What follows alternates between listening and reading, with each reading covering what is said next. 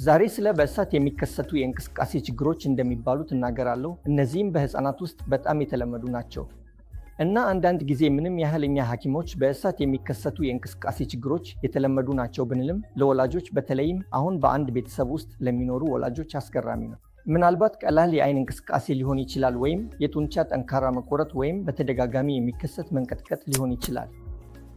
ወይም ልጅዎ እነዚህን ነገሮች ሲያጋጥም ሌላ ምንም ችግር ካልነበረበት፣ ማንኛውም የእድገት ዘግይት ካልተገኘበት፣ ምንም አድንበት የለም፣ አትደንጉ፣ አትፈሩ። ሕፃኑን በደህና የሚያዘዋውር ክፍል ውስጥ ያምኑት።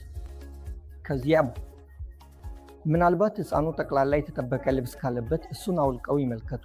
በጥቂት ደቂቃዎች ውስጥ ሁሉም ደህና ይሆናል። ሌላ ምንም መድኃኒት ማድረግ አያስፈልግም። ብቻ የሚኖረው ችግር ሲሆን በእንቅስቃሴ ችግር በተደጋጋሚ በእሳት ታሞ በታሪክ ያላቸው ሕፃናት ውስጥ ከእሳት በስተቀር እንቅስቃሴ ችግር ከተከሰተ ጊዜ እነሱ ተጨማሪ ምርመራ ሊያስፈልጋቸው ይችላል። ኢኢጂ፣ ኤሌክትሮላይትስ፣ ካልሲየም ምስል መውሰድ እና አንዳንድ ጊዜ እንኳን ጄኔቲክስ፣ ምክንያቱም አንዳንድ የጄኔቲክ ሁኔታዎች እንደዚህ ሊታዩ ይችላሉ። እንግዲህ መቼ መጠንቀቅ አለብን? መቼ ያንቀጣጠል አለብን?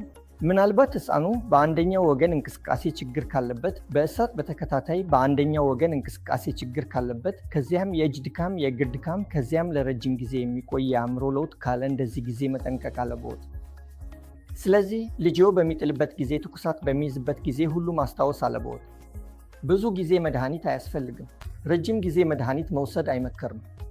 ነገር ግን በእሳት እና እንቅስቃሴ ችግር ሲኖረው በዚያ ጊዜ ክሎባዛም ታሚት እንሰጣለን፣ በዚያ ዓመት ውስጥ ልጅዎ ቀጣዩን ክስተት ሲያጋጥም።